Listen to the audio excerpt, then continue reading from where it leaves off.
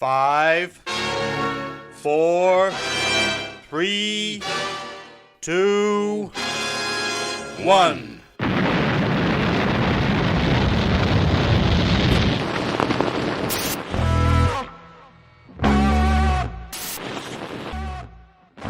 On the edge of the box is Madden.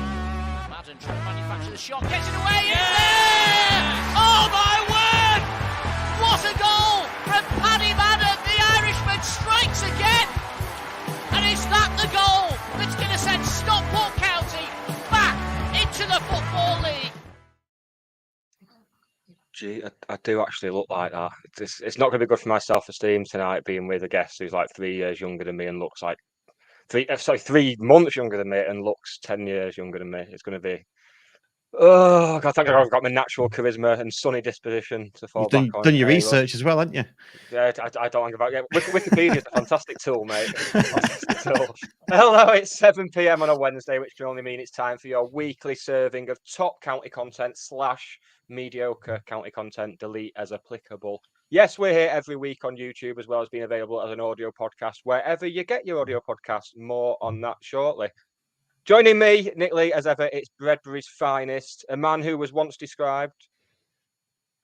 You were once described. It is Russ Johnson. Hey, mate, you're right, mate. Yeah, not bad, you? Yeah. Can't grumble. It's all right. What have you been up to, apart from going to the football and having people who love you and care about you and respect you? That's pretty much it. Yeah, driving kids around, that sort of thing. To all the various clubs that they go to. I don't know. That's it. What have you been up to? I had a Tinder date at weekend with a girl from Albania. Big red yeah? flag. Hey, you having that? Geography joke. Come on. Flag joke as well. And we're up and running. Yes. Before we kick off, we should tell people about the TSBW fan club that we're kicking off. We didn't decide that's what it's called, but I just have then, just off my own back. Nice. I like it. Yeah, it's all right, isn't it? It does what it says on the tin, doesn't it? Yeah. People have to admit to being our fans, but you can't have it all, can you? But yes, from next week we will be on Patreon, and it'll be £3 a month. We decided, didn't we? And don't worry, this will still be free of charge on a Wednesday night. Wednesday at 7 on YouTube. YouTube will be free. But if you join the fan club, you get the audio podcast immediately after into your Patreon feed. 36 hours before the audio version goes live to everybody else. You get priority access for selected live shows. You get free access to other selected live shows. You get a discount on the merchandise we're going to be producing, and you get to feel like you're making a difference. And that's something I've strived for my entire life, for us. And these listeners can just get it for £3 a month. So stay tuned to our social media, and that will be getting launched in the next few days. Yes, it's worth pointing out though. This will be free.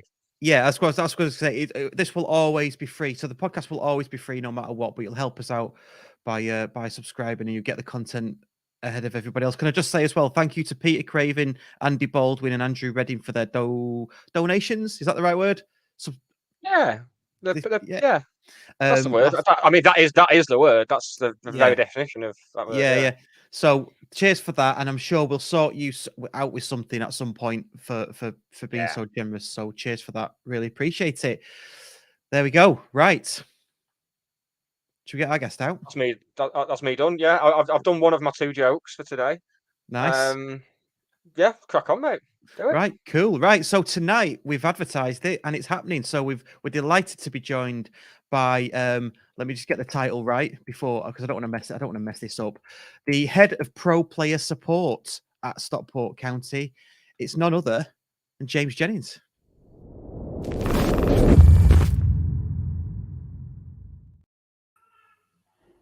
Hi, JJ, you okay? Yeah, I'm good, thanks. You? Yeah, not bad, mate, not bad. Thank you so much for joining us. Really appreciate it. Thanks for having me on. It's been quite a few months, hasn't it? We've been trying to sort a date out, so yeah, good to be finally on here. Yeah, I know. You footballer types, it's really hard to pin down. I'm still getting that tag now, aren't I? Even though I've finished playing, it's hard to get rid of. Hard to shake off, isn't it? Yeah. what we'll do is we'll talk about the current situation at County and things like that, the things around that. Then we'll move on to, I think, your actual role, because I was talking to a few people even at the match last night, and we're not really sure what it is. So that's you can explain it in your words, which is good. And then we'll talk a bit about the Players Association as well, which is something new at the club. And then we'll just talk about you and your career and your time at Wrexham. Mass booze, I can hear from around Stockport, and other clubs that you've been to. So yeah, hopefully, if anyone is joining from Wrexham, you're gonna have to subscribe if you want to chat, if you want to comment. But do get your comments and questions in for JJ, and we'll read out and ask the most appropriate ones. How about that? Yeah. No, well, you ask the most appropriate ones. I'll ask the most inappropriate ones. Okay, right. That, can we? Fair dues. Okay, so let's kick off then. So current situation, I guess. My first question that I was thinking of is, what's the very generic, like Sky Sports question? What's the mood in the camp like? The mood in the camp's good. You know, it's been a lot of games, I think, over Christmas, the New Year. I know we've had the odd game called off, but we've still had to prepare for those games going into them. It's been a normal week. It's only been called off last minute. So the mood's been good. You know, obviously results have been good. You know, take away New Year's Day against Grimsby, FA Cup against Walsall. December was a great month. I think we won every game, didn't we? Correct me if I'm wrong. So yeah, mood's really good. You know, we've had a few new additions to the team as well. So that sometimes freshens things up as well.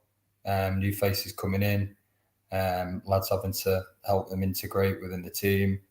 Obviously takes the level up a little bit as well. But yeah, generally it's been really good. Lads wanting the games to come thick and fast. So I think Saturday was a bit frustrating. The game was off, but you know, it's just something you've got to deal with. We had a training session on Saturday at Carrington, and then it was straight focusing onto the next game against Bradford last night.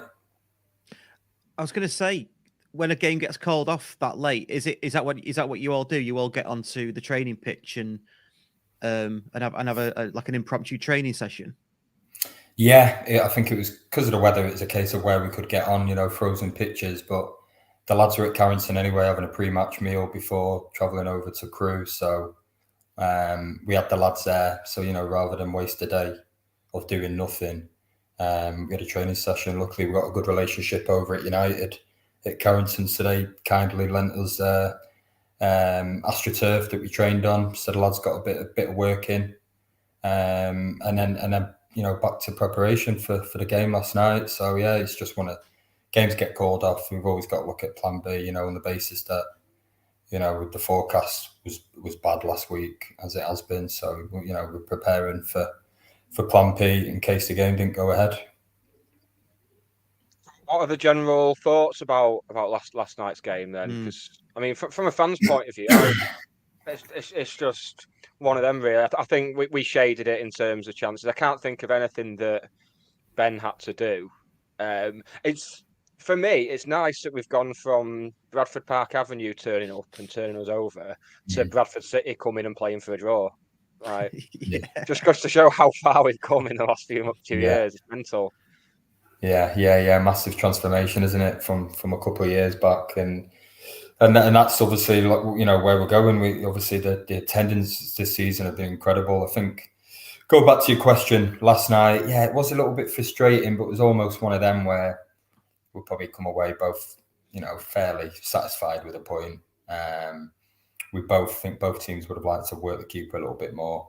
Ben didn't have a great deal to do there. Keeper made a good save off his forehead. Whether he meant it or not, I'm not too sure. Will had a good chance back stick. Carl Woods had a header first half from a corner. So there's a few good chances. Another day being clinical enough, we would have got the 3 points. But you know, to look at taking 4 points from you know, it's a massive step. So, you know, take the positives out of it. I think if we go to Wimbledon on Saturday, get 3 points, then, you know, that point last night becomes a good week. Yeah, definitely. Well, Well, were the lads satisfied with it? Because like I said, to us, there was a few people said it felt like 2 points dropped, but were the lads satisfied with it generally? Our standards are high within the group. That's from the top down to the bottom, but the players set them standards as well as much as the staff. So, on a Tuesday night under the lights, great nights. The atmosphere was really good last night. Just wanted that goal. I think the lads would have wanted a goal to celebrate in front of the fans and get the 3 points, even more after the game being called off on Saturday. So, yeah, they probably were disappointed, but it's a point, whether it's 2 points dropped, point gained. Hopefully, it'll be one of them we look at in a couple of months and go, you know what, wasn't too bad of a point. A bit like Northampton game was obviously a great reaction, getting the 3 points on the back of the Walsall game. So hopefully, it's proven to be a good point later on in the season. Yeah, I've just checked as well. We did win every game in December. Yeah. We didn't concede either, did we? No, we didn't concede in December either, yeah. Gaffer got manager of the month, didn't he? And Mutt's got player of the month. Yes. It was good. Yeah. Yeah. It was a good month. It was. Good stuff. Yeah. There's any more good months to come, though. It's all going in the right direction still, isn't it? Like, I don't understand the whole thing of 2 points dropped yesterday. I wouldn't say we were the better team. It was all a bit sloppy in possession for both sides, but in terms of the chances, I thought I can't think of it. I mean, I was in the. You might not know this, Russell, but I was in the press box yesterday. I did know that. Yes. No, I didn't hear about that. The type of circles that are moving nowadays. Yeah, I felt like one of them burglars who wins the lottery. It's just. So what did you would have had a good view of Mark Hughes, wouldn't you, Nick? When he. Yeah, that's right. That's Leslie to you. Yeah. It'd be interesting to know what you said on commentary. Yeah, we were just laughing. It's nice to have that. It kind of took me back to the 90s of having this. I seem to remember during the 90s, we'd have someone who was like ex-United. I remember Clayton Blackmore coming at one point and just getting shit for 90 minutes. And obviously Mark Hughes has got he's the triple threat, isn't he? Because it's United, City and Stoke. Oh God, yeah. With all three, haven't he? So it's like, well, he's going to get it. But he seemed to be loving it, though. He seemed to be absolutely loving having a bit of needle in that. Yeah. Are you talking specifically about the Noel bit where he was trying to take a throw? Yeah. So I mean, I was in upper tier 1, so we just saw something going on. All I saw was Mark Hughes basically being a shithouse, getting in his way when he was trying to take a throw in, and then when he got told to stand back, he was like, "What? I was stood here," and pointed like 3 feet away from where he was actually stood. Is that about right? Yeah. Stuck his arm in, didn't he? Yeah. It's ridiculous. But it's good though, isn't it? Well, I do love a good pantomime villain, in football. Yeah. For some reason, Dean Lewington has always been my hate go-to. Why is that? Obscure. Yeah, because whenever MK Dons came, and at the time they were better than us. A lot of teams were, to be honest, during the 10 years that we've been shit. And he just played the game well, to be honest. And they were winning, and he'd always, like, if a ball boy threw the ball at him, right at him, his hands would stay by the side, and he'd let it hit him and let it roll off him, and then go and pick it up and not catch it to take the throw. Do you know, stuff like that? Yeah. And I just think, come on, man. I mean, that's exactly what I'd do if I was a player, though. Yeah, I know. I enjoy it when it's us, but he came and did it too many times. It's great. Oh yeah, exactly. Yeah, it's too. I mean, have you ever got up to? Is that in your game? When you played, JJ, you were proper slowing it down, but to the nth degree. Yeah, I think the older you get, you start learning those dark arts of the game, don't you? And if you're on the team that's winning and a bit of time wasting, at the start of the season when the results weren't quite going our way, we were playing teams and they were doing that to us. Yeah. We were a little bit naive. A little bit needed to be a little bit more streetwise, and the likes of the Gaffer and Hilly and Dave were trying to tell the lads we need to be a bit more streetwise. If we're winning 1-0 away from home, for example, you just got to play for it a little bit. It's not to the point where you're going too far and it becomes cheating to an extent. Do you know what I mean? Yeah. But if you're just taking your time, taking a set piece, or you're buying a foul, teams do it to us, and if that can make a big difference. Yeah, it's just playing the game, innit? I guess Yeah, it's just playing the game. Yeah. But are you always conscious that you need to do it to a point of a card? So there's sort of like a Yeah, window, isn't there? There's a window. Yeah, there's a window, and you know the ref. You know how the games go, don't you? So you know whether the ref's going to be quick to pull a card out or not, or how many times you've done it within a game. I used to do it a lot. I used to wind a lot of people up. Used to wind a lot of opposition fans up anyway. Yeah, like it. On the ref, what was the general feeling on him last night? Because I thought he was just terrible for both teams. But how their lad didn't get sent off for that challenge on Miles over on the far side, I don't know. Yeah, it was high. It was high, wasn't it? Yeah. Seen a clip of it. Seen a clip of it last night after the game. It was a bad challenge. You know, like we've had red cards for a lot less this season and last season. So I don't know what the angle, whether the ref could. It was you could see by the reaction. I think you could tell by the player as well. The way he ran off, didn't want any confrontation. Just wanted to get back in position without seeing that red card. Yeah. But yeah, you know, these incidents, you know, that could have left Miles really. That could have been a bad injury. That, you know, he's caught him quite high up, leg breaker. Awful. But yeah, he did. Yeah, he was getting a bit of stick from the fans, wasn't he? The ref. Quite right. Even the Bradford lad I was doing the commentary with, he said it was a clear red all day long. Like he was a bit biased, to tell the truth. But, I mean, he was convinced they should have had a penalty, which I'm not having. Having watched it back, I'm not having it. Right. Myself. I thought in real time. I thought in real time. I thought it was Stonewall, but I've not watched it back. But yeah. I think he threw himself into him a little bit, as much as he's, you know, Will was. I think Will come across him, didn't he? Yeah. But I think it's just the way he went down. Yeah. It's just a bit theatrical. Yeah. But if it was one of us, we'd be jumping up, wouldn't we? Absolutely, yeah. We'd still be whinging about it now, yeah. Oh, yeah, absolutely. Just going back to the Hippolyte challenge as well, I noticed the lad, when he did it, he sort of did a bit of a shout while Miles was on the floor at Miles, as if to say, "Get up!" It wasn't much. Trying to convince everybody that it wasn't a bad challenge. What? Well, yeah. I don't know what he said. No, I don't know what he said. I'll find out tomorrow. I lost Miles. Yeah. Well, I didn't see much from Bradford to think to worry us if we got them in the playoffs at all. Like, over the 2 games we've played against them, because considering their, quite direct budget. Yeah, quite direct, and I think it went a little bit scrappy.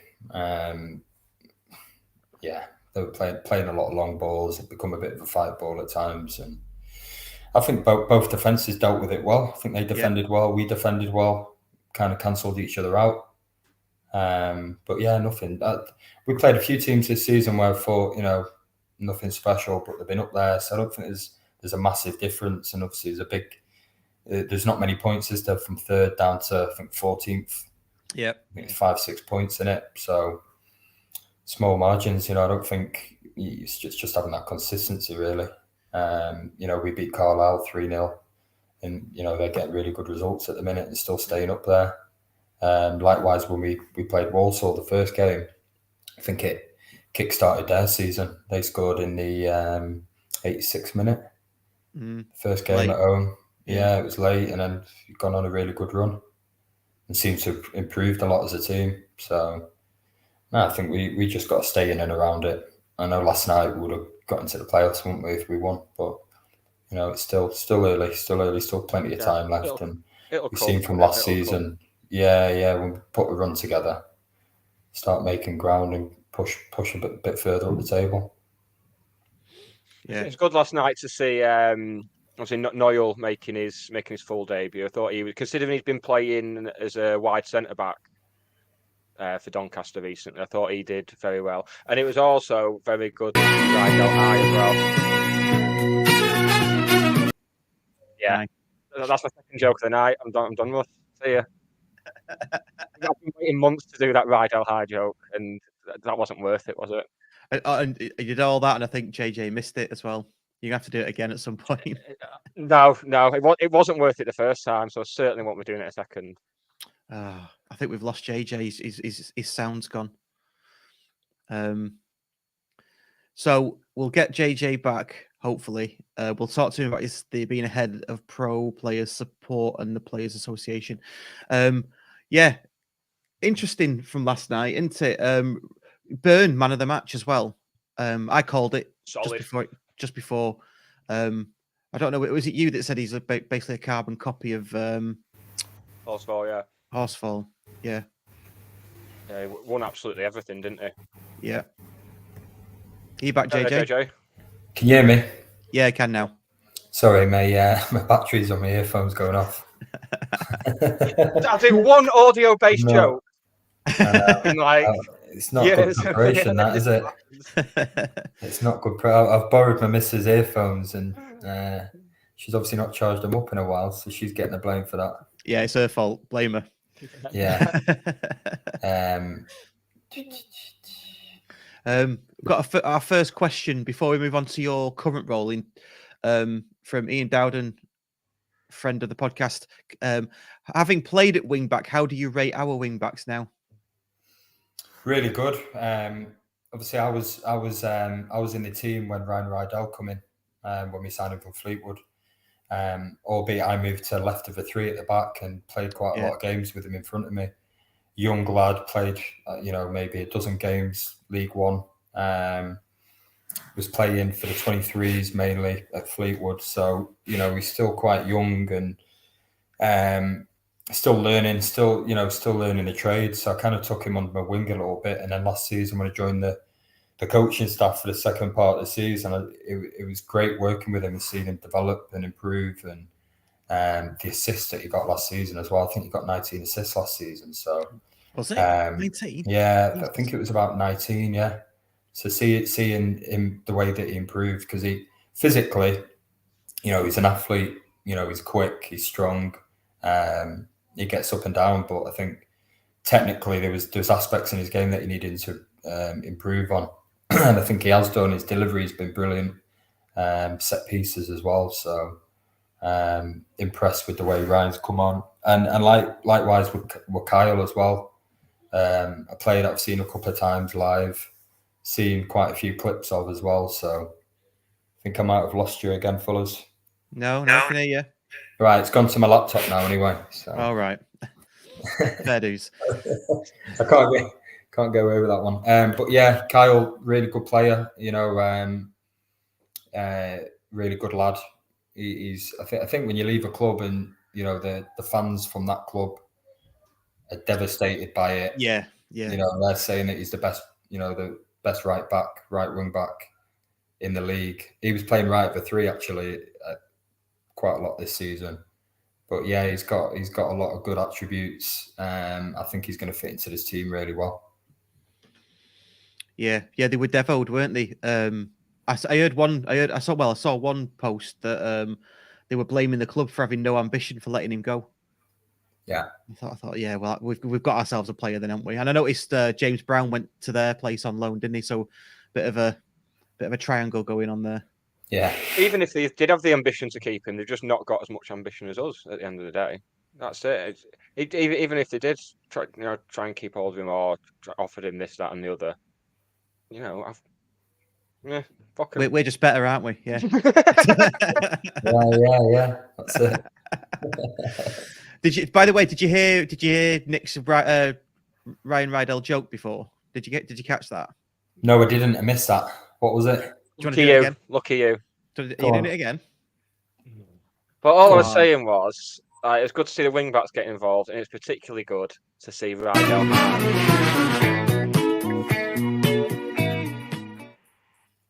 Yeah, someone's not seen Greece. Told you it wouldn't be worth it, Russ. Told you it wasn't worth it. You should have started the music a bit early on that joke. Well, I did previously, but first of all, yeah, I just won't bother in future. I liked it. I'm of an age. I'm of an age. I mean, it's nice to have you liking what. It was worth it just for you liking it, Russ, because you normally just look all bemused when I start talking. I know. Just glaze over most of the time. Proper dad joke, that one, Nick. That's my flavour. That's all I've got. It'll come to you, JJ. Honestly, I do dad jokes at our house. If I do them, it's a shit dad joke. But if Peter Kay does it in a regional accent and talks about the past, it's fucking hilarious, apparently. Yeah. It's So, exact same in this house. And if I'm coming out with dad jokes all the time and get looked at and discussed. Yeah, it's not fair. We should start up a society or something. Yeah. About, I don't know where I'm going with that one, so we'll move on. Just all go and join the what's that real ale club? Camera. You can all go and join Camera and just sit in a grotty little pub and tell dad jokes to each other. How's that, Ross? Fancy that? No, not really. Not really. I'll come in with some great audio-based jokes based on some musical films. Fair dues.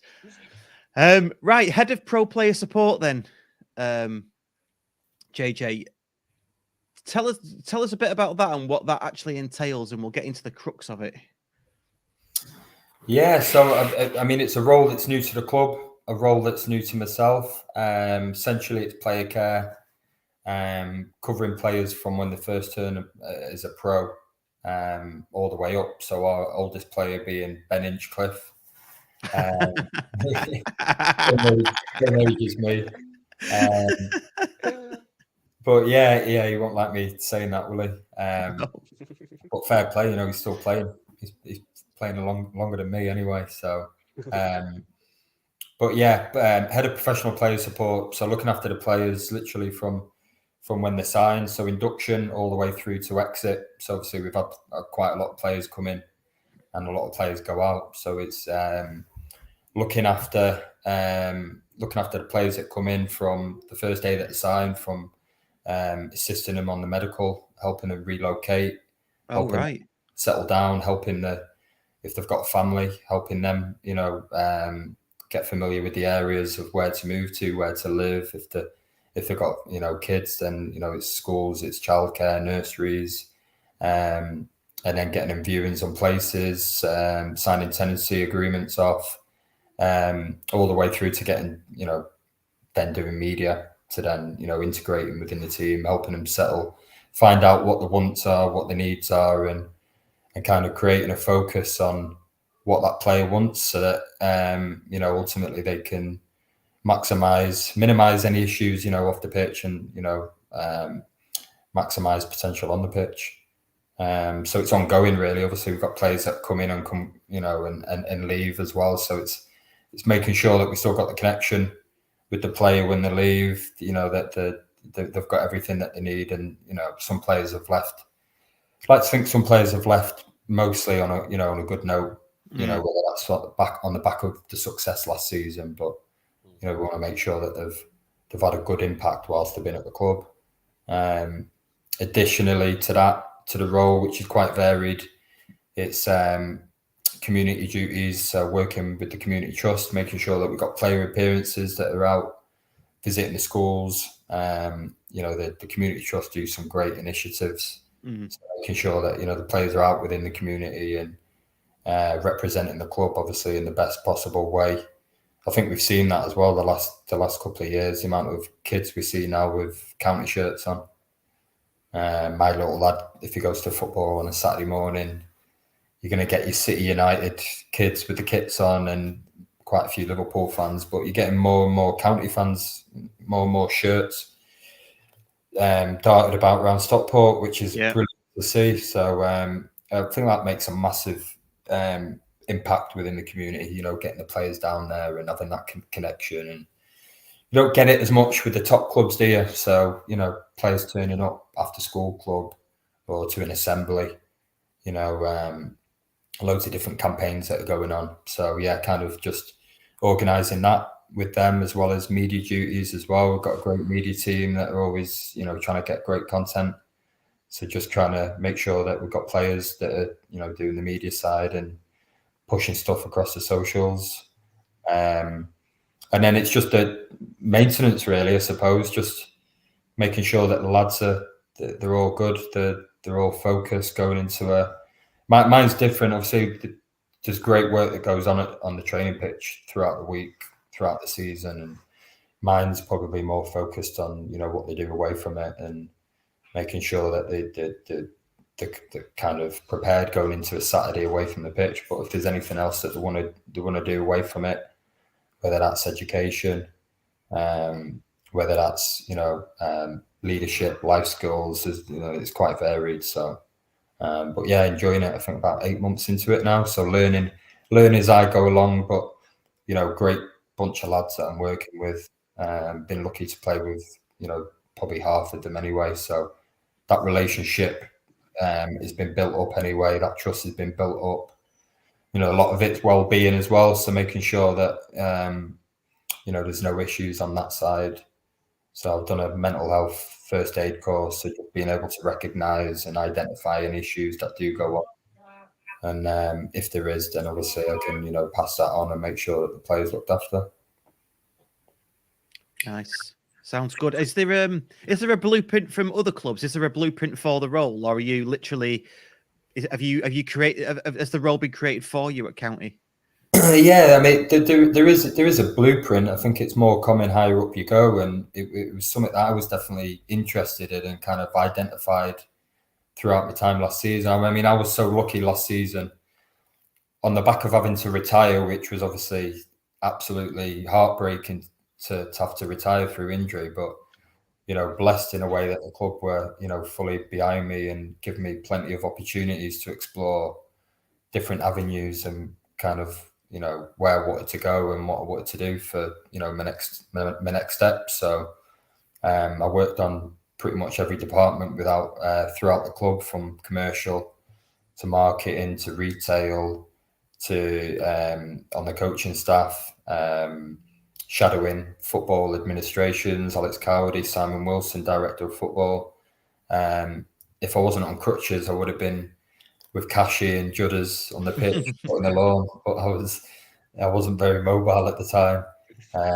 So that gave me a good understanding of how each department works within the club and how it all interlinks, building up to a game on a match day. So I was lucky to get that experience because you know, lucky that I played football professional for 15 years plus. So I've never had to work. So I got a bit of a shock when I was then having to work 9 till 5 proper hours, and then I was doing a master's on top of that as well, master's in football business and management. So right. I had the day-to-day stuff, you know, learning day-to-day on how the actual real life football works in each department, and then I had the academic side as well, which was, you know, learning from, like, you know, leading experts in different fields within, you know, football business and management. So no, it was good. Massive learning curve for me. So and then this opportunity arose on the head of professional player support. So it was something that I was keen to do and passionate about, because you know, I want to see players, you know, do well, not just on the pitch but off the pitch. So it's definitely something I've been enjoying. Where do you see your future? Is it in the player care area and mental health side of it and that kind of thing, or is it in the business and admin and that side of football? Yeah, good question, Russ. I get asked this quite a bit, and it's, I mean, you know, you finish playing football, and my next career now after football is going to be double the length of my football career. Yeah. So, you know, you're talking 30 years, you know, and if you do well, then it's going to be a little bit shorter. But I'm just taking it a little bit slow at the minute. I'm enjoying what's going on at the minute at the club. I'm putting a stamp on, you know, a new department that's new for myself, new for the club. Hopefully, something that can grow and build, and you know, hopefully we can progress up the leagues. And you know, I've got Matt Janssen there as well, which is, you know, I'm working with him as well, like he's a player liaison. So, you know, it's something. There's loads of new ideas we want to, you know, bring to the club and bring to the team and try and develop. And it's a work in progress. So if I can learn as much as I can on different parts of what I do and the people around me, then, you know, just see where it goes. What you said there, player liaison. It's just come to me. What's is there a line drawn between liaison and player support? Because surely there's overlap there. Yeah, to be honest, Russ, like there's loads of different titles. Every club might have player care, player support, player liaison. You can define it in different ways. I think I think the actual title nowadays, people would suggest higher up the leagues that you're just a PA to the players. Right. You're booking restaurants and you're changing light bulbs for the players. I won't be changing a light bulb. I think what's important within my role and Yanni, when we work together with the players, is that you want to. The old saying, you want to give them the rod, you don't want to give them the fish. Yeah. And I don't want to be wiping the players' asses, because ultimately when they come to finish their career, they've got to develop some of the life skills and be able to go into the big wide world once they finish playing football. And if they've had someone there doing everything for them throughout the career, they're going to get a massive shock, because it's hard enough for me, and I'd like to think that I was quite prepared for when I finished playing football. You can never be prepared, but you can definitely put things in place to help you make that transition. But yeah, there's different titles, and I think every club kind of puts their own little stamp on it, but everyone tries to do the same sort of things. So different clubs will have different ideas, and higher up you go, there's obviously a lot more workload in it, and there's language barriers, and there's loads to it. Yeah, absolutely. I'll just say at this point, everybody that's listening live, if you've got any questions for JJ, do put them in the chat, and we'll read some out. And if you are watching live, do like the video as well. And if you listen on a podcast, please do rate and review, because it helps with the algorithms and all of that good stuff. So cheers for that. Yeah, back to the player thing. So is it literally like when they come through the door, then you're the first person that greets them, that kind of thing, and you show them around the training ground, and you show them around Edgeley Park, that kind of thing? Yeah, usually there's a process of when a player comes in the door. So there'd be a presentation show to the player, to their agent, and talking about the season, how the season's going, the vision of the club, the plans that are in place, the style of football, the philosophy, how the manager works, things that are going on off the pitch. And what's also important about that as well is the history of the club as well. Make sure we talk about the heritage, and that'll probably bring me into a question from you about the Players Association, but just letting them know about the history of the club, the fans, the area, and then and then once everything's agreed, I suppose it's a case of getting them in, doing the medical side of things. Luke and Jake and Tom Eastwood take care of that, seeing the club doctor, getting the kit off Lando. Usually it's I've only got a size medium. The first question is how tall is he? Right, okay. Will a medium fit him? Well, if it's only a medium, it's going to have to fit him. And then introducing him to the rest of the staff and to the wider group, to the players, helping him integrate, helping him settle in. Before you know it, there's a game around the corner. So it's a case of making sure that the family know where they're going on a match day as well. So luckily at the club we've got a players' lounge. So it's a good area for the family and friends to come pre-match. An area for them to have food, to have a drink, kids to have a little runabout, and then I think that encourages the families to come to games as well. I'm not saying that it's bad if you've just got to wait in the stands or anything, but if there's families that've got little kids, and it can be quite tough, where they run about. We're lucky at this club, we've got the junior supporters club, so match days I'll bring players who aren't in the squad over to behind the Together stand. They've got a great setup there with with a few things that are going on, tuck shop, face paints, the ball cage. And now we've got the county courtyard as well. So we're getting players in there doing interviews with JK before a game. So you can see the development and the progression that's gone on the last couple of years, and then that's just creating even more of a connection for the players with the fans, because we can use all these different areas for the players to come and meet the fans, all ages, which, to be honest, I don't think you're getting it any other clubs. You know, you're definitely not getting it higher up, where you can get to meet a player and get to talk to them and having a picture, you know, before the game, during the game. So, but yeah, it's a selling point. Yeah.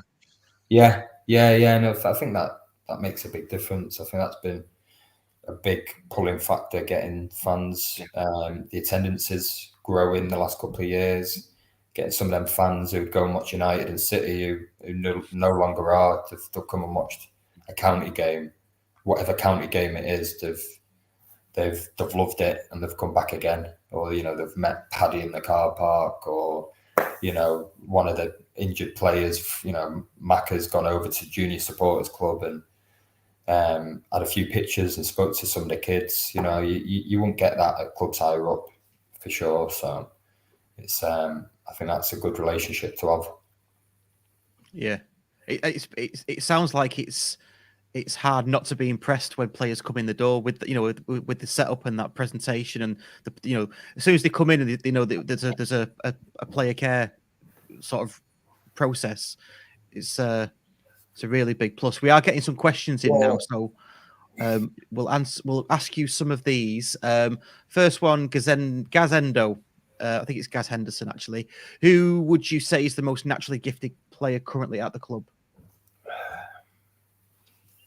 Ooh, good question. First person that probably springs to mind would be, I'd say, Campsey. He's just technically unbelievable, and some of the things that he does in training, the way he strikes a ball, the way he connects, the timing of it all. That's the first person that popped up to my head. Nice. Yeah. He's a top player. It's been a little bit unfortunate this season with, a couple of niggles, injuries, illness, sending off. But I'm sure he's going to play a massive part, second part of the season, for the running. Yeah, there was a bit of play that he did earlier in the season. He had 3 players around it, a bit like Hippo against Northampton, early on in the setup of the goal. But Right. Camps had 3 players around him, and he somehow got out of it with a really nice turn and touch. And I was just like, "What?" I didn't even see how he did it. Do you know what I mean? And it was right in front of me. It was beautiful. Gaz Wharton says, "Can you change a light bulb?" I mean, that's a good question.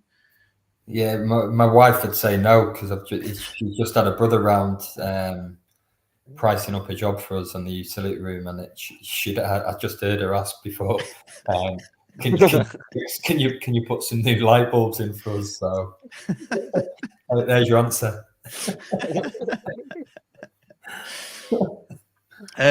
Back to the role. Happy Hatter says, "Is there involvement in trying to attract potential recruitment targets?" For me, yes. Yeah, I think if we've had previously players that have come to a game and watched, and I only play a small part in this, by the way. There's a lot of work that goes in behind the scenes on the recruitment and the scouting side, and our director of football and the gaffer as well. But if it means hosting a player during a game, showing around, as I have done with previous players, then yeah, that's probably when I'd get involved and watch the game with them, or show them around Manchester, Stockport, give them an idea of what it's like currently within the club, within the community. Again, talking about the heritage, the history of the club, and yeah, finding out a little bit more about the player as well. You get to know a little bit more that way. I thought my question was good, but they're all just so much better. Yeah. But my question, I didn't tell you, Ross, I've started doing emergency questions now.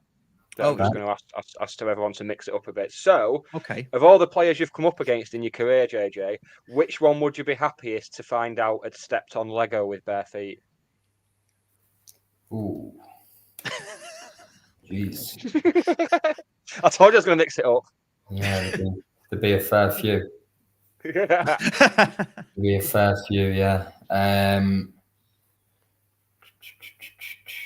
there's quite a lot that I've played against and thought this, and then when I played with them, I've got on really well. But then a lot of people have probably said that about me when they played against me. Yeah. I'll probably say Connor. Probably say Connor, Well, on the subject of players that you've not enjoyed playing against, we've heard from some Wrexham fans that you punched the Chester player in the tunnel. But in the tunnel, we mean in the tunnel, not Yeah, up his you arse. that's where you were. You didn't have a tunnel. Yeah. Is this true? I cannot divulge that information. However, I did get a 4-match ban and £1,000 fine from the Welsh FA. So It's a bit nasty for something you didn't do, isn't it? it is, yeah. That's what I said when I was in at the hearing. That is one of the questions we've had in. Actually, here's another one for you. This is a good question. Does the well-being extend to those employees with long-term injuries? I mean, I think the answer is probably yes. But do you want to give us a bit of insight into that? So he says, like Macca, keeping the spirits up after long periods of absence. Yeah, definitely. I think it's a good question because, like I said before, it's very much a work in progress, and I'm learning as I go on. But you kind of look back on what you would have liked as a player. So I always put myself in that position when I was playing and I was injured and I had quite a fair few long-term injuries, and you feel very alone and isolated and away from the team, and you're not a good spectator.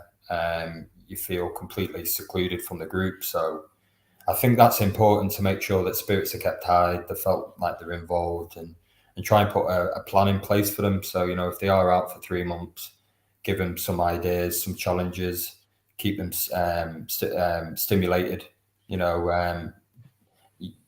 Depends on what the rehab process is as well, kind of cross-checking that with different people in the departments, from performance to the medical department, and keeping them around the group. I think that plays a massive part. Going back to when I had long-term injuries, you're in the gym on your own for quite a lot. You probably only see the lads when you first come in the morning, and then towards the end when you get a shower at the end. We're very fortunate that we've got a great environment at Carrington. There's a players' lounge where the lads integrate quite a lot. Breakfast, dinner, and then after. So it's just making sure that they're still involved, and match days, giving them something to do. Like Macca, putting them on commentary, getting him over to Junior Supporters Club. Once he's up and running. So, but it is a good question, and it's something that we have to kind of keep an eye on. Yeah, I mean, Macca's keeping himself busy, isn't he, on Twitch? Yeah, it's Twitch, isn't it? Playing FIFA on. Are you a FIFA player, JJ? I've never done gaming. I'll be honest. I've never played. Have you not? I've never played a console in my life. Wow, it's bizarre. Yeah. Never. Too busy punching Chester players, allegedly.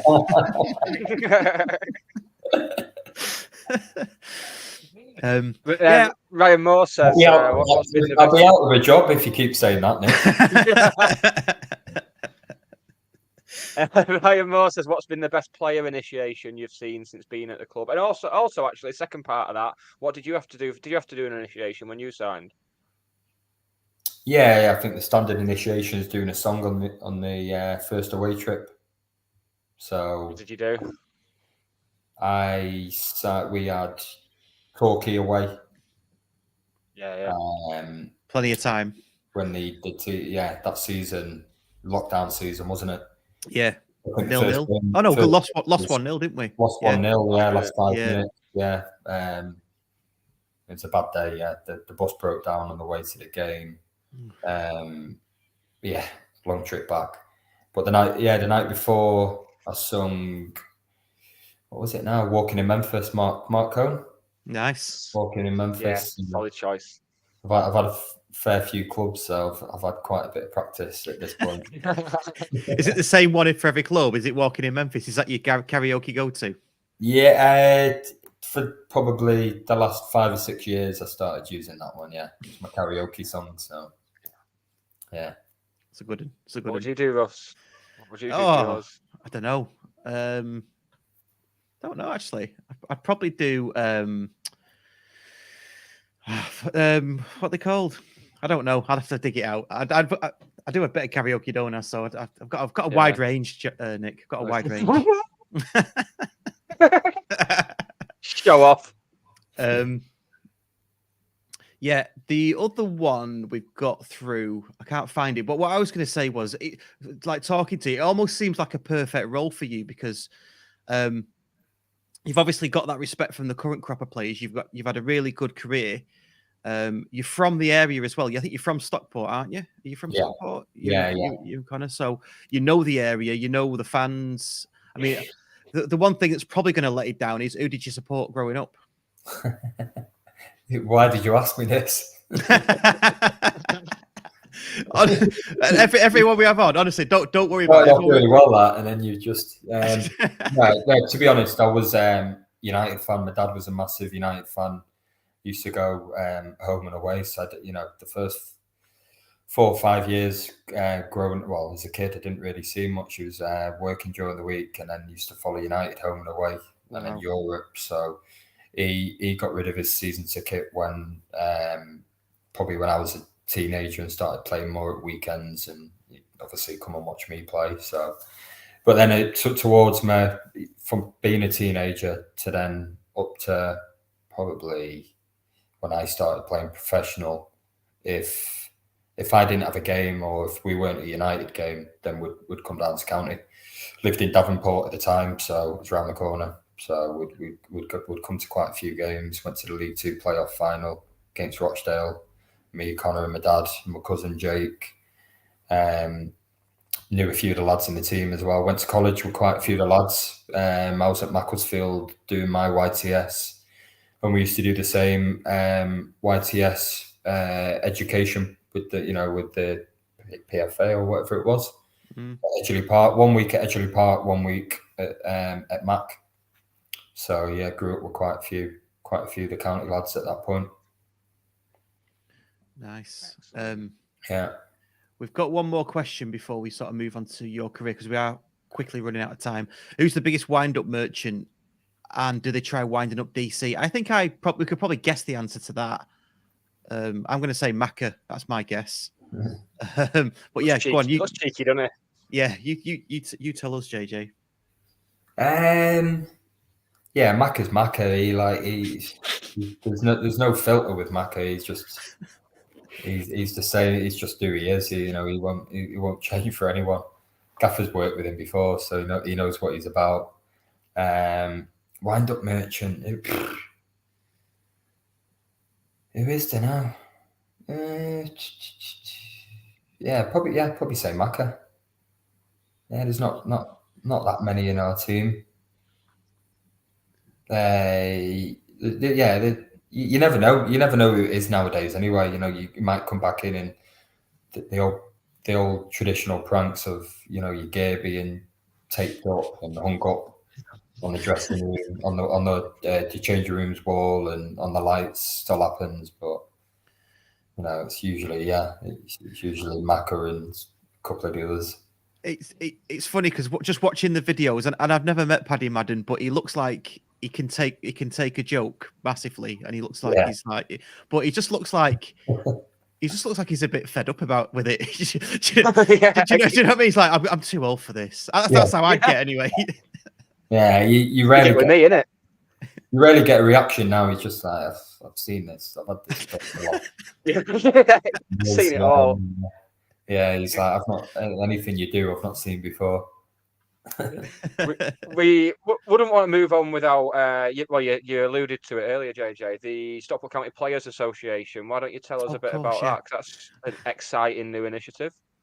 Yeah, really good, exciting initiative that really pleased to be involved in, and that's finally launched. It's been many years in the making. I've got to give a lot of credit to 3 club historians, Des Inks, Marcus Heap, Ian Watts. It's something that they were looking to launch back in 08, 09, 2010 era. obviously different circumstances back there, as we're all well aware. But you know, it's been their baby, it's been their drive, something that they've wanted to create. Obviously, we've got the fan initiative with the scan, and you know, it all correlates a little bit. You know, it all kind of looks back on the history of the you know, the players and celebrating the players, and we do that in various different ways, as we've seen with the Players Association, and now the, you know, the player caps as well. You know, we've got the players wall, we've got the memorial plaque. So yeah, no, really honoured to be involved in the Players Association. It's something that, you know, we want to make it, you know, a strong, vibrant community for, you know, not just the players, but former players, current players, future players, and the fans as well. As you know, as I mentioned when we launched it, I think all the players have had good relationship with the fans throughout the years. I did in a short amount of time, so I think you look back and, you know, in the history of the club, I think I watched a video, for example, on Monday, as you've probably seen, Harry Lewis, Bradford goalkeeper. He's doing an interview with Bradford Press in preparation with, you know, for the game last night, and he's talking about his granddad Ken Mulhern, who played for the club. Very likable character by all accounts. Really good player as well, who moved on to City. But you could tell from his interview how much, you know, County meant to him and to his family. So I think something like that has obviously made a massive impact on, you know, Ken Mulhern and the rest of his family. You know, sadly, he's not with us anymore, Ken Mulhern, but, you know, those memories and experiences have been passed down generations. And, you know, Harry spoke about that, and I spoke to him after the game last night, Harry Lewis, and, you know, it was a proud moment for him to play at Edgeley Park last night. And that's what we want to drive forwards, I think, for the, you know, for the future.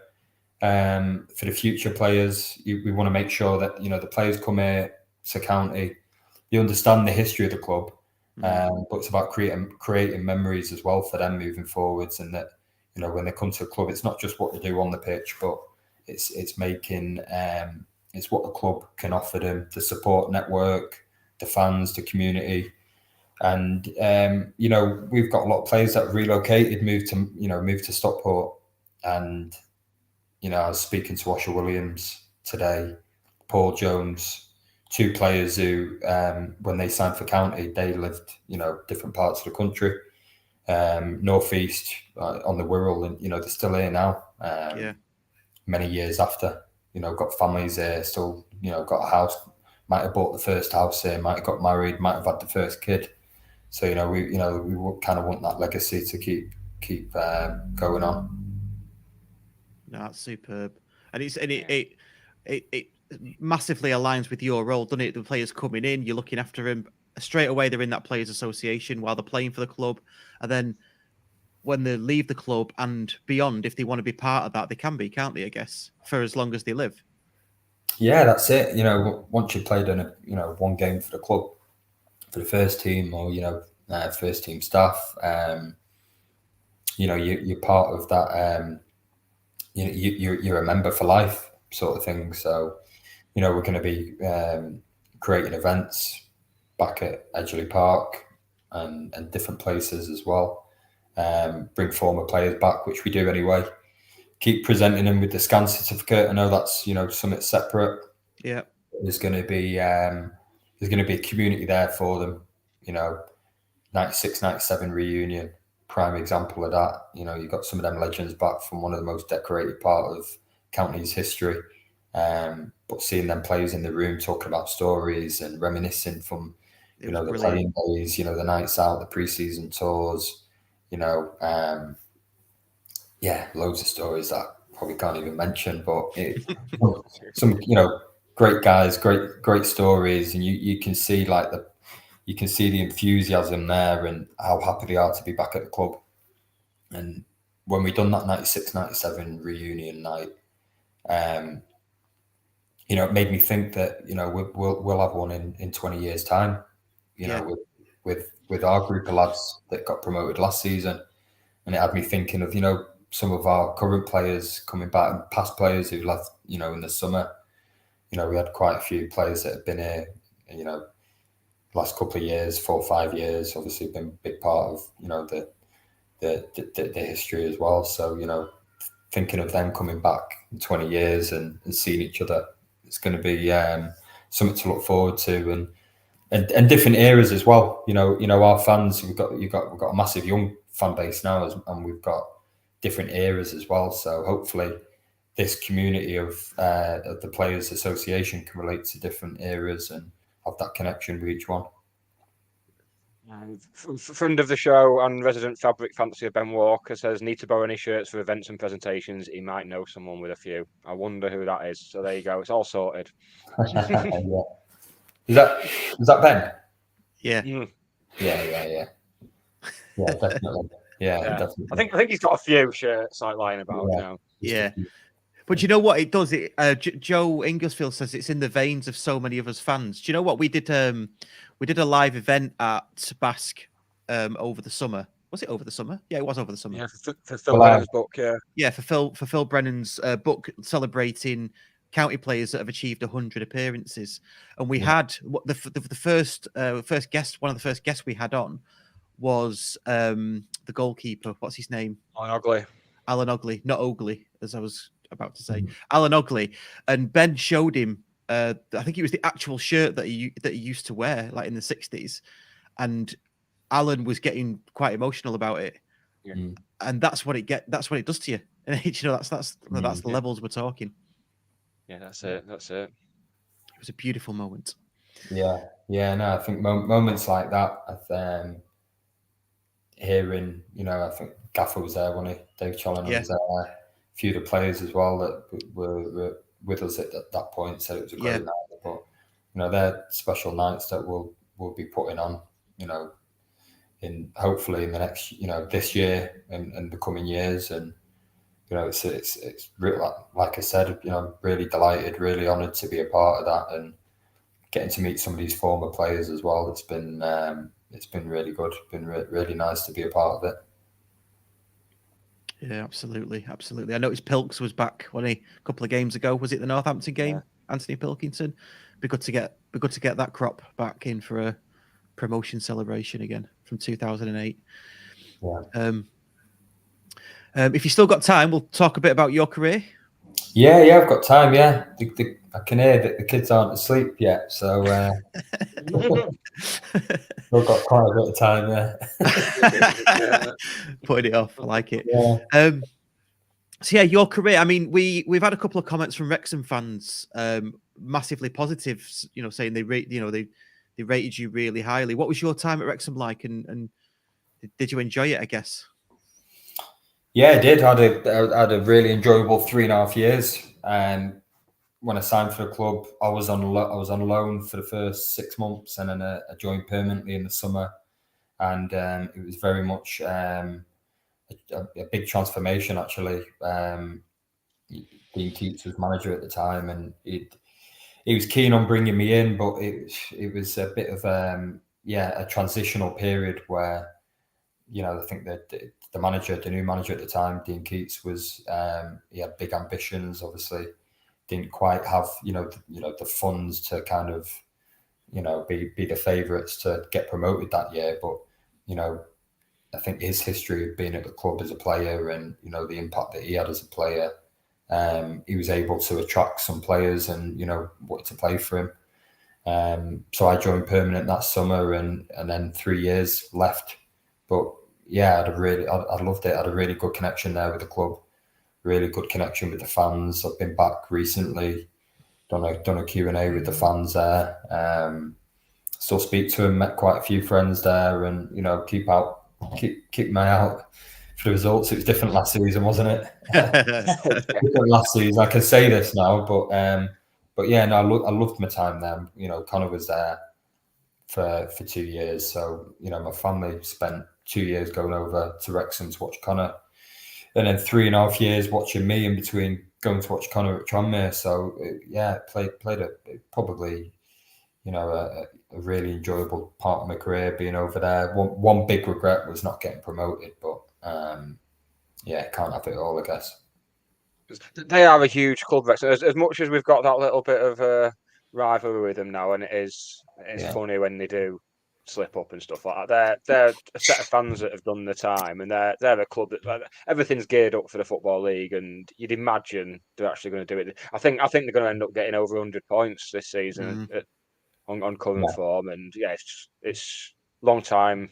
And just hope we've still got a division between them. That'd be nice, wouldn't it? If we can go this season and still have that gap, that'll do me. I'll take that. They've obviously got unbelievable fan base, passionate fans. A lot of similarities to County. County fans, big town, both big towns. Passionate fans, been playing in leagues a lot higher, so deserve to be in the Football League. And I hope they get back into the Football League, and you do hope that they're going to be good away days anyway. That's the way I look at it. Whether they're going to be competition or in the same league, there'll be good away days. There'll be good games to play in as players as well. That's what I always think. Yeah, I was on the Wrexham podcast, Fearless in Devotion, a few weeks ago, because I know Tim, and we know the lads, don't we? So and they asked me. They said, "Is there a rivalry between us?" And I said, "Well, there was last season when we were going for the title, but now we've gone a division up. Not really, but if you come up, we'll take you back." And they were like, "Oh, what, like a lover?" I said, "Yeah, a bit like a lover, because that's how I see it. Really, we've never had a long rivalry with them, but I love that we had that last season, because we as County don't really have a rival. I think it's clear that, in it, it's usually City or City United, but they're stratospheric compared to us. But I quite like it. I hope they do come up and we stoke it again. I'm dying to beat them at their place. I'll tell you that much. Yeah, with fans in the ground. Yeah. Yeah. That's the thing, isn't it? Yeah, it'd be lovely that. Yeah, I mean, I know we I didn't go to the one where Minion scored. I wasn't there for that, unfortunately, but I was there for the 3-0. What was that? Was you there for that? Yeah, I was. I had a dead leg. I was injured. Was that a dead leg? I was injured with a dead leg. I think it was bank holiday. It was end of August, I think. Yeah, it was. Yeah, end of August, bank holiday weekend. Didn't play in it, but yeah. No, I know. I'm talking about the 3-0 defeat, but you've retired by then, I think, hadn't you? The 3-0 defeat at the end of the season. 3-0. Yeah, but I mean, was you there with the squad? Sorry, I thought you meant the one where Mini scored. Yeah, I was on the bench with the coaching staff. I was part of the coaching staff last season. Yeah, when we got beat 3-0, and yeah, that was a tough one to take. If we won that game, we would have got promoted. So, as much as it would have been a difficult one for me to be on the pitch celebrating if we'd won and got promoted. Yeah. Milking it in front of the Wrexham fans, they wouldn't like it, would they? But yeah, that coach journey on the way back was a tough one to take. It's a tough one to take, but fair play. The reaction and the mentality and the character shown to bounce back from that in a short amount of time on the Wednesday against Torquay, I think it was. Yeah. Better result and great performance on the back of that, because a lot of teams have crumbled, but just shows you the resilience in our within our squad and the coaching staff as well to come back off a big defeat like that away at Wrexham, the rivals, and get a good win. Yeah, I don't know. I mean, it's good. It's good to win that we did win it at home, but it would have been great to win it there. And then obviously there'd been no Q&As for you after that if you'd have been celebrating on the pitch, would there? No, that would have been nice. There'd be no questions tonight. Well, I think you'd be able to read out anyway. In terms of then you like your career, it's obviously it's a long career. Who's the best manager that you've played under? It's a really difficult question. That somebody's asked it, but I forgot where it is. Yeah, who's the best manager? Yeah, it's a tough one. It is a tough one. I made my debut with Paul Ince. Paul Ince was loved loved him as a player, being a United fan. Got a fair bit of stick off the Mac lads because they told him that I had a poster of Paul Ince on my wall when I was a kid. And then 3 years later, he was my manager. So he obviously, looked up to him quite a bit, and he gave him a professional debut before he moved higher up. But that's going back a long time, and also that was his first managerial job as well. So yeah, he was new to the game. Again, another manager that came in first job, Sam Ricketts as well. He just seemed to have a great understanding of the game tactically, and great man manager as well. Had a good connection with him, and he left on bad terms at Wrexham, but he wanted to move on to move up the league. So as much stick as he got from the Wrexham fans, I respect him quite a lot, and worked really well with him. Jim Bentley as well. I got on really well with him. Short time at Morecambe when I went on loan there. He was just a really good guy, really honest guy, and he had one of those. I don't know. He had a special skill where he made everyone feel special, whether they were starting in the starting 11 on a Saturday, whether they're on the bench or whether they're in the stand injured. He just made everyone feel a part of it. And also Keatsy for bringing me to Wrexham. Obviously enjoyed my 3.5 years there as a Wrexham player, and he brought me to the club. I think I had 6 managers at Wrexham. So you had 6 managers at Wrexham. I had 6 managers at Wrexham in 3.5 years. Yeah. Wow. Yeah. So yeah. I didn't realise that. I was just about to ask you, was it Keats and then Parkinson? But it's obviously not. No, it's not, is it? No, I think I'd Dean Keats. I'd Andy Davis that then took over as caretaker coach with Carl Darlington. Sam Ricketts, he left to go to Shrewsbury.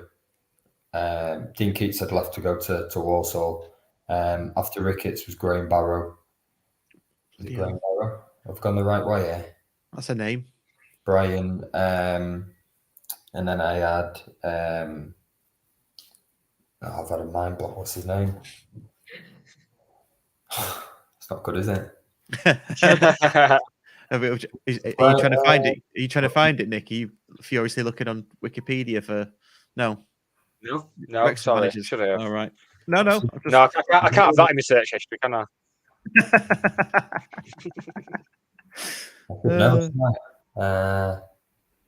Brian Flynn? No. Brian Hughes? Brian Flynn? Brian Hughes, sorry. Brian Hughes, yeah. Brian Flynn. Brian Flynn was his assistant. Ah, right, okay. Yeah. Brian Flynn was his assistant. Then he left. And then Dean Keats came back. But we had two caretaker managers in between. That's some upheaval. No wonder they didn't get promoted with all that upheaval. Yeah. But we were up there both occasions when Dean Keats left. I think we were second. It might have been second at Christmas when he left, or January. And then when Sam Ricketts left, I think we were top. Wow. He went to Shrewsbury, yeah. So, we were in a good position in the league. It was a bit of a shitter losing the manager, but just got to get on with it, I guess. It's a horrible league to get out of anyway, isn't it, at the best of times? Then you add the upheaval into it. I mean, the fact it's still just 2 up is astonishing. Like, I mean, it looks like they're doing something about it now, and they're going to open it up a bit more, because that bottleneck down there, I think having clubs that size down there is absolutely ridiculous. Yeah. Not long. Yeah. Yeah, you've got some massive clubs in there. I mean, Wrexham, I think they're in the 15th season being in non-league. Yeah. And then once you get out, you'd like to think that the clubs that get out go on, and the momentum's there. You've got the likes of Luton in the Champ, Lincoln, League One. There's some big clubs down there. So it's hardest league in the world to get out of. Yeah. And you were at Forest Green when they got promoted, weren't you as well? Did you get promoted with both Forest Green and Mansfield? No, I got beat in the playoff final for Forest Green. Right. Got promoted, won the league with Mansfield. Yeah. And County, even though I didn't play. It's on your CV, mate. It's on your CV. Yeah. Technically, I was still a player, so I'm going to count it. Yeah. Doing a John Terry. John Terry, yeah, come out at the end of full fit on, I love it. Have we got any more questions? Let's have a look. I don't think so.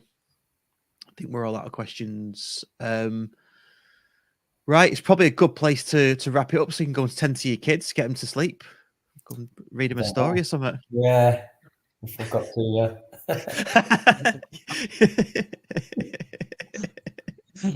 Yeah, the wife would be happy with that, to be fair, wouldn't she? Yeah, she would. So yeah, just another reminder, please do like and subscribe, and whatever podcast player you're listening to us on, please rate and review and follow us and get notifications and things like that. Thank you very much. Nick, have I missed anything? No, you have not. No. Missed anything. I've usually got an agenda and then it just goes to rat shit. What was that then? I missed that. No more emergency questions. Yeah, have you got any more emergency questions, Nick? No, but I will. I'm going to build up a collection of emergency questions. I had that idea about an hour ago, so it'll come, Russ. It'll come. Okay. Yeah. Okay. I was going to say one emergency question. Yeah, well, what we'll do, I'll collect them all together. Then maybe we'll bring them out as a book. Although Richard Herring has already done that.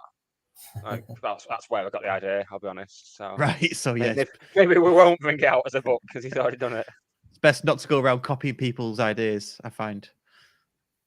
Well, I can get away with it. I don't think he'll be watching. I thought you were going to drop the post office one in, Nick. Yeah. What was the weirdest thing you ever posted at the post office I worked at that you came into? What was the weirdest thing you ever posted? Here we go. I mean, press box, like knowing JJ from years back, I can't go like showing off all day, can I? You never used to feel them to try and get an idea what was in there? No, they wouldn't let me anywhere near the parcels. I've not got a trustworthy face. Just as well. We did that, weirdly enough, at that post office, we did have the police come in one day and they said, like, oh, we need to look at your CCTV because someone had basically posted drugs and a phone to a prison in the post office that I worked in. Yeah. And obviously, I can assure you that wasn't me. That wasn't you. Well, that's the first thing I was like, we've got to protect JJ here. You know, we've got to stop most valuable exports. We can't cover in his life. He's already getting an FA charge for not punching a Chester player. So we really need to look after him. But yeah, they watched the CCTV back and saw me like mopping up in the morning, dancing. So that was awkward. Yeah. It's the policeman watching me dance on the CCTV. Yeah. What a day! What a day! Could have been worse. So, are you going to answer the question? Are you going to answer your own question, JJ? Yeah, I think it was. To be honest, it probably posting stuff for my missus. I think posting stuff. Yeah, that seems the most sensible answer, doesn't it? Yeah, best thing to say. Just deny all knowledge. Yeah. No, that's good. You didn't tell me that JJ had been into your post office, Nick. You told me about Phil Mealy and other people, never JJ. I told you about who? What? Didn't Phil Mealy come in once? Oh yeah. Plenty of people came in. But Dean Gaffney came in. Dean Gaffney? No way. Dean Gaffney, yeah. And I was like, and he walked past. I was like, I know you. And like he was obviously expecting someone to go, oh, you're in EastEnders. And I was like, you were in extras, weren't you? So bit of cool little cred there, yeah. And he just nodded. We had Grant Spencer, brother of Scott. He worked a few doors down as well, and Stephen McPhee. Yeah, he had his shop. See them after going to the post office. Yeah, it was quite the hotbed of top footballing talent that was, and Dean Gaffney. But hasn't Dean Gaffney done sports aid or something? And was he all right? I don't know. Didn't he play in the charity game at County last year? Oh, Yeah, I think he did. Yeah, celebrity match. And so on. Yeah. See, so all does he comes live together. around here or something? Why does Dean Gaffney go in post offices in Stockport? I think it's some sort of some of his acting work that like brought him up here. Right. Not EastEnders, obviously. I was going to say one of the other 3 things that he's done. It wasn't EastEnders or extras. I know that. Lovely stuff. Right, we'll definitely wrap it up there, JJ, so you can go and tend to your kids. No more emergency questions and no more talking about post offices. Let's put it that way. Thank you so much for coming on. It's been an absolute pleasure. Cheers, thank you so much. One last thing though, not a question. If you could stitch somebody else up from the club to come on the podcast, let me know, whether it's a player, staff member, whatever. I think I've got a good person for you. Be good at that. Okay. Have you had Rick Hinks on? Have you had him on yet? Rick Hinks? No, we haven't. He has messaged us tonight though, and says that we love you, JJ. So yes. Right. Okay. Well, if you great guy. if you can get his number to me, that'll be good, and we'll sort that out. Yeah. Let's cool. do it. Nice. Good stuff. Right. Cheers, mate. Thanks for coming on. And cheers, Nick, Ross. Cheers, Nick. Thanks for having me. And we will see you all next week. Cheers, everyone. Bye now.